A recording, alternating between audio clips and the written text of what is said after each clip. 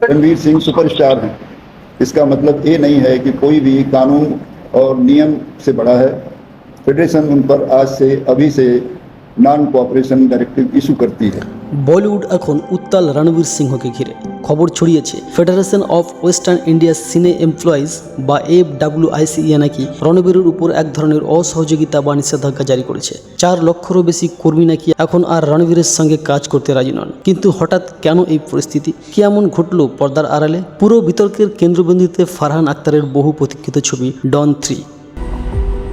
मौत से खेलना जिंदगी है मेरी, जीतना ही मेरा काम है। শোনা যাচ্ছিল এই ছবিতে রণবীর সিংহের থাকার কথা ছিল এবং তার টিজারও প্রকাশ্যে এসেছিল, কিন্তু ইন্ডাস্ট্রি সূত্রে খবর নিজের চরিত্রটিকে আরও ডার্ক এবং ভায়োলেন্ট করতে চেয়েছিলেন রণবীর। পরিচালক ফারহান তাতে রাজি না হয় শেষ মুহূর্তে ছবি থেকে সরে দাঁড়ান অভিনেতা। আর এখানেই যত বিপত্তি। প্রযোজনা সংস্থা এক্সেল এন্টারটেনমেন্টের অভিযোগ, শুটিং শুরুর ঠিক আগে রণবীরের এই সিদ্ধান্তে বিশাল আর্থিক ক্ষতি হয়েছে। তাদের ক্ষতিপূরণ বাবদ অভিনেতার কাছ থেকে 40 থেকে 45 কোটি টাকা দাবি করা হয়েছে।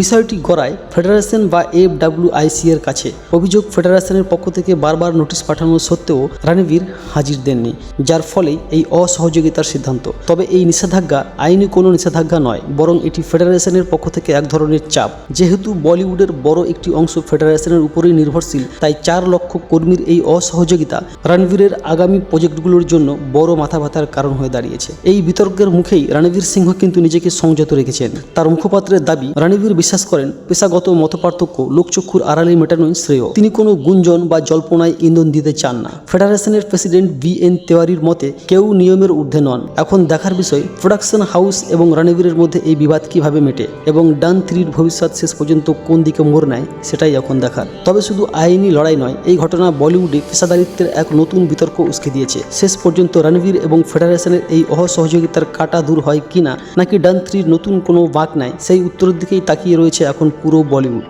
সো বন্ধুরা, আপনারাই বলুন, এই পরিস্থিতিতে রণবীর সিংহকে এখন ঠিক কী পদক্ষেপ নেওয়া উচিত বলে আপনারা মনে করেন? দ্রুত জানান ছোট্ট একটি কমেন্টের মাধ্যমে। আর বিনোদন জগতের এক্সক্লুসিভ সব খবরের আপডেট সবার আগে পেতে এক্ষুনি আমাদের চ্যানেলটিকে সাবস্ক্রাইব করুন।